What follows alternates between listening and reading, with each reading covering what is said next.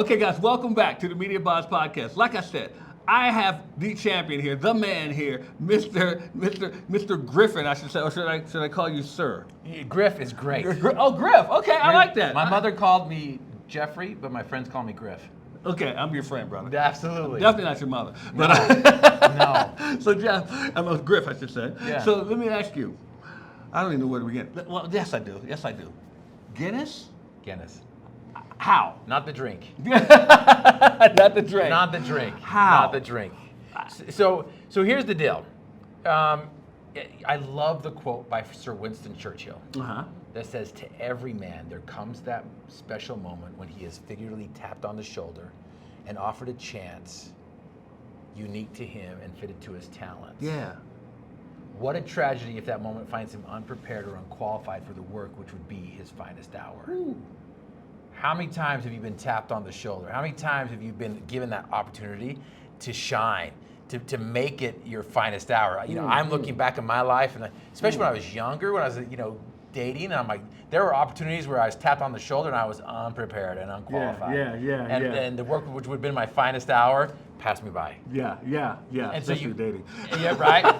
and so you ask, how did that come about, the Guinness World Record? You know what, when I was a little kid, I opened up the book of the Guinness World Record book, and I'm like, wow, that'd be so cool if I could have a record. But I didn't want to grow out my fingernails or collect belly button lint or do all those crazy things that you see in the book. And so I shelved that idea, shelved the book, and I'm like, that'd be cool. And that was when I was a little kid. Yeah. Fast forward 2008, I'm in the All-Star NBA weekend. I play for the wheelchair NBA. I play for the Will and Jazz. Wow. Each NBA team has a wheelchair team. So I went to the All-Star event 8 times. I was MVP 4 times out of the 8. So you like sports, right? My man. Yeah, I love sports. Yeah, please go on. And so I'm in New Orleans, 2008. I show up, and I'm getting ready. So there's 12 from the East, 12 from the West. I'm from the West, and my teammate was there. We had just got done, playing in the Paralympic Games, and my teammate was there with me. We're getting ready to get on the court, and there was a representative from the Guinness World Record. And they're like, we want to do an event at halftime. We want to do the most free throws from a wheelchair in a minute. And we're going to have 3 from the East and 3 from the West. And we're wondering if you 2 wanted to represent 2 out of the 3 from the West. They just sprung it on you like that? Just like that. Getting ready to go in there and play the game. Wow. Play the game. I'm worried about winning for the West, Right, not exactly. a Guinness World Record. Exactly. And so me and my teammate so Trooper funny. Johnson, we Okay. both agreed. And then when the representative left, we turned to each other and we're like, we're going to win this record. And so I share that with you because, the Guinness World Record is not the greatest, is not my finest hour, but it was something I wanted to do as a little kid, right? Yeah. I would love to be in this book. Everyone wants that brag. 2-time Guinness World Record. Right. This is my I was first getting time. to that. I was getting to that, but yes. This is my first time, and so I'm like, okay. So my teammate, he only plays 5 minutes of the first half. I played 20 minutes of the first half. And so I'm like tired, a little tired, whatnot. And the other representatives from the East were 2 of my teammates from the Paralympic Games. Now, typically I'll show like the records of how well we did, the stats at the 2004 Paralympic Games. So I'm the 5th best free throw shooter in the world. Wow. And I don't share this to brag, but I share this to let you know that 2 of the top 4 were 2 of my teammates who were going to compete for this record.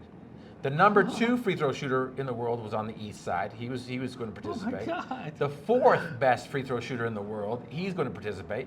He's the guy who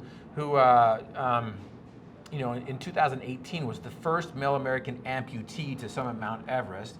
If you've seen the movie Skyscraper, Dwayne Rock Johnson, he was the one who helped, because he's an amputee, so he was the one who taught him and helped him to get into that character of being in that the amputee thing. So here I am competing against some pretty top of the line. I would say so.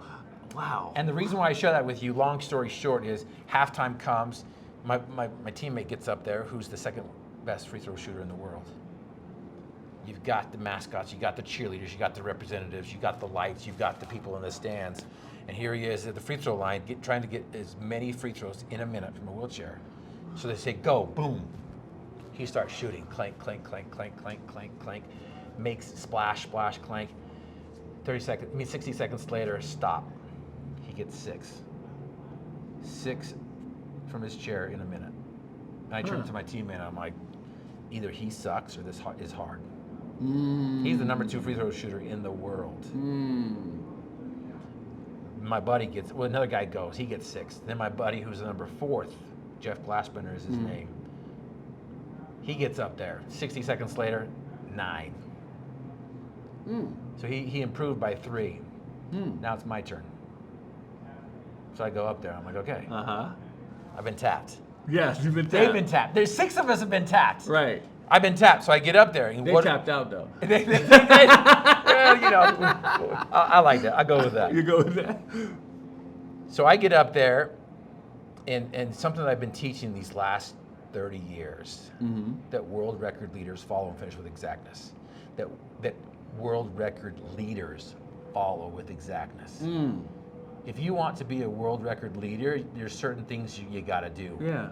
And this is step number 5 in the 10 steps that I've discovered and created and developed, and it's predictable, it's repeatable, and it's proven, and you get the results. So I get up there on the free throw. I call them holy habits and righteous routines.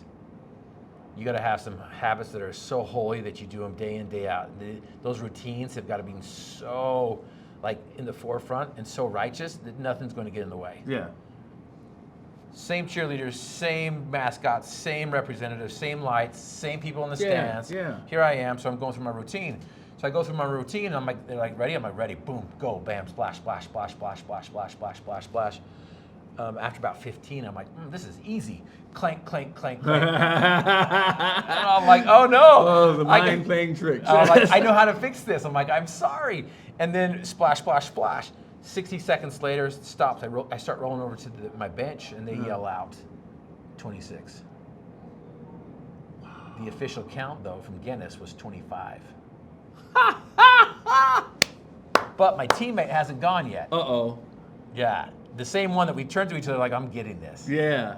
And so he hasn't gone yet. He's only played 5 minutes in the first half. His arms are fresh. He's going last, so he knows what he has to hit. Right. That's a big difference. But with my good sportsmanship, training, you said something. as I roll past him, I'm like, hey, Troop, your shoes are untied. And it doesn't matter because they're not even touching the ground. Now, see, to me, that would have relaxed me because you made me laugh. That would have relaxed me. Yeah. But did it relax him? I think it did because he got up there and he was just hitting everything. And after I got to 15, I'm like, that's over. Because it was like 15 and 15 seconds. I'm like, he's got it. Good on him. He did it. Right. He beat me. Right. 60 seconds later, official count. I'm waiting for it. He's waiting for it. They announce over the intercom, 25. Oh, what? Oh, wow. So 25. So the official count is 25. My official count is 25. So we turn to each other and we're like, shoot off. And they're like, no, you both get the record. So they took a picture of both of us. But I went and cropped him out. It's just me and Guinness. It's just me and Guinness, baby. Because I'm just telling you right now. Right. So the answer to your question is, to every man, there comes that special moment when he is figuratively tapped on the shoulder and offered a special thing unique to him and fitted to his talents. I think it's amazing that they did it right at the game. Yeah, well, there was no, it was just nothing. It was like, you're up.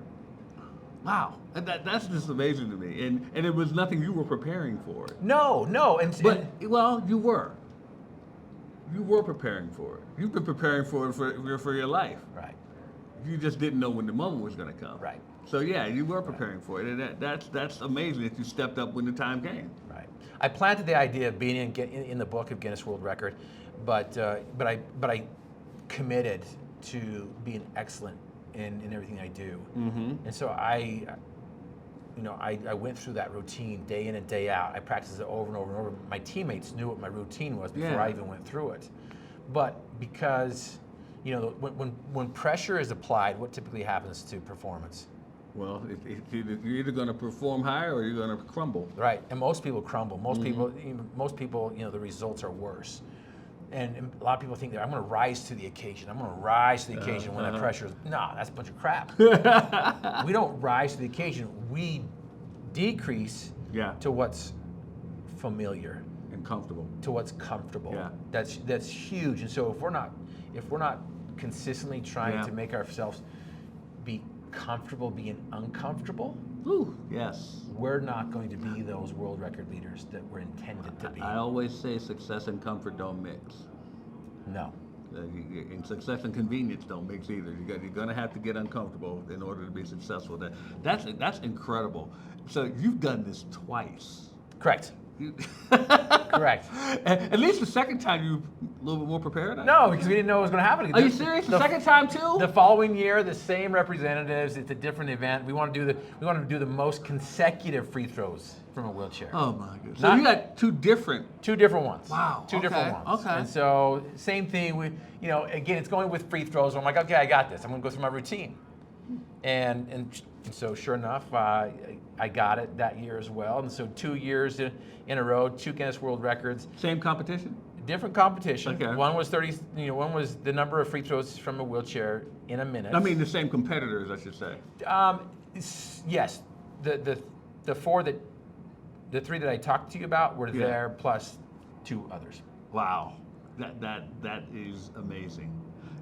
So I want to talk to you about your basketball skills, Okay. because you don't just get up there and shoot free throws like that by happenstance. That's something that you have to work at. And like I said, you said you wanted to make Guinness, but you said that as when you were young. But you were, and this is, correct me if I'm wrong, I take it as the fact that you said, I'm going to be a basketball player, I want to be excellent at it, and I want to help my team, so I need to be good at free throws. Right. And you put in the work for that. Am I Absolutely. correct? Absolutely. Yeah. So I mean, and then the moment just came for Guinness. Guinness was a byproduct of just the work you put in for your craft. Absolutely. I think that's amazing, and it's great when you talk about leadership. Mm-hmm. We're leadership, because I can just tell listening to you that you help a lot of people when it comes to that field. Am I right?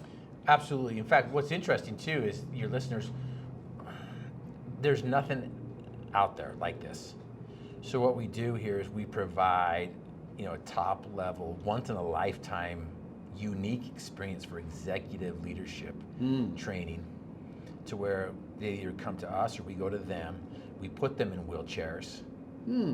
And we put them on the courts. And what's interesting is everyone comes down to this certain level.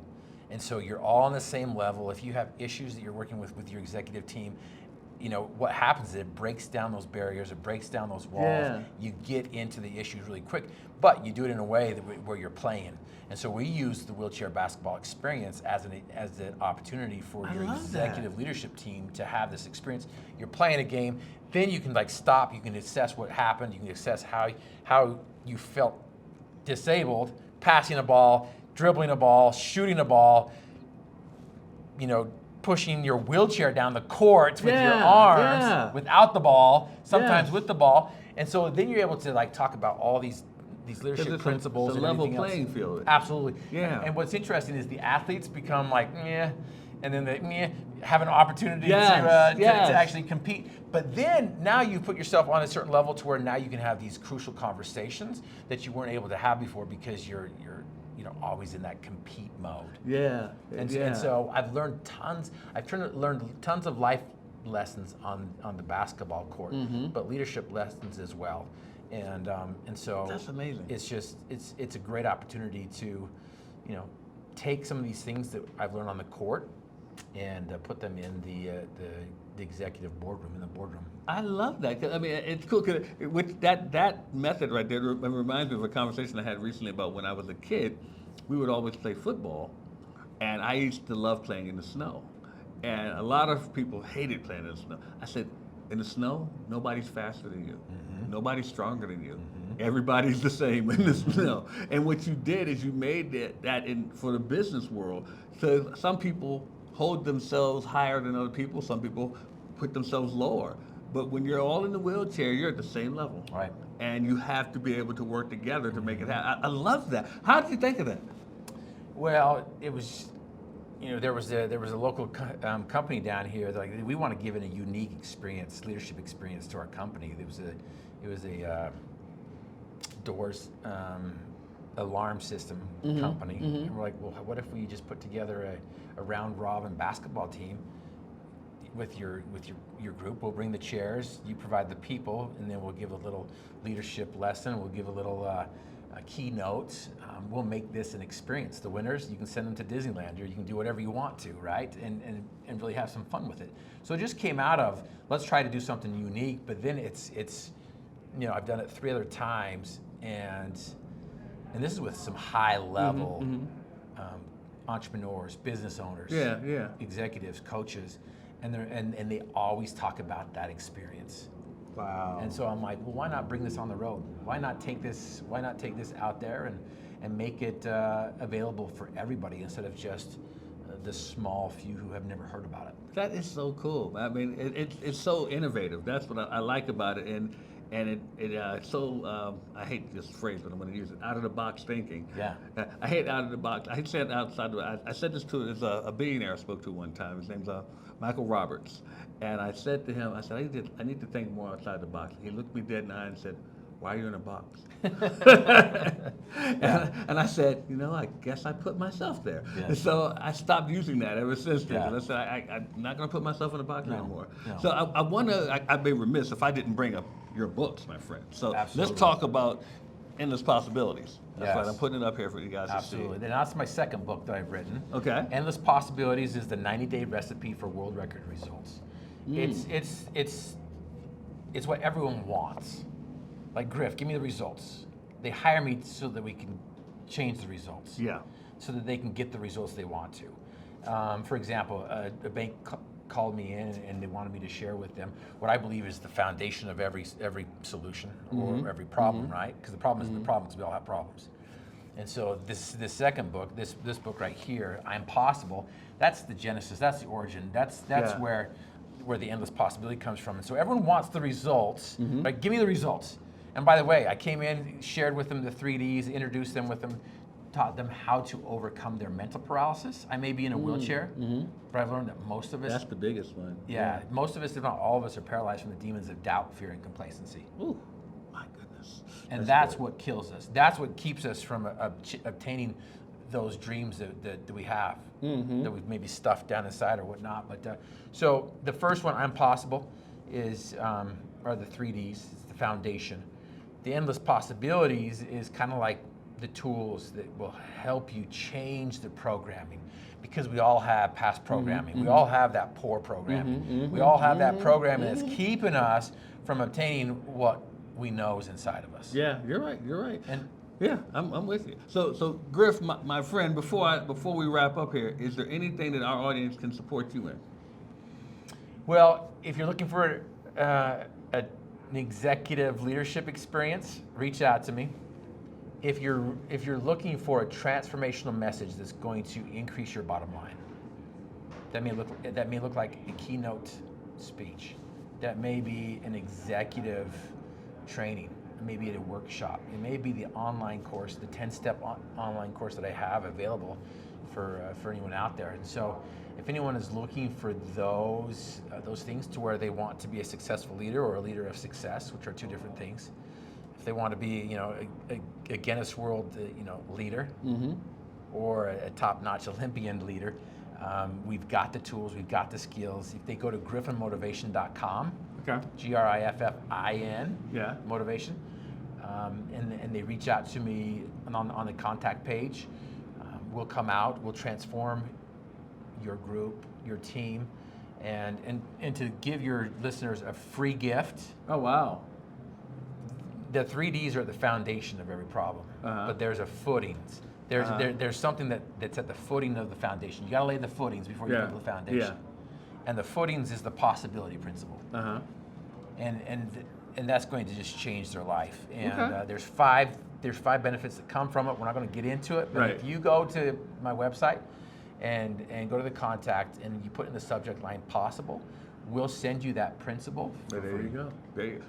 Griff, thank you so much for being on the Media Boss Podcast. Everybody, support my man here, Jeff Griffin. Check him out, read his books, and so forth. Thank you guys for being on the Media Boss podcast. If you would like to get one of the GoBox studios I mentioned here, make sure you check out GoBoxStudio.com. Check out our link here. Get one. And if you are looking to be a media boss yourself, make sure you attend our 5-day challenge to make money from media challenge. I'll see you guys the next time around here on the Media Boss podcast.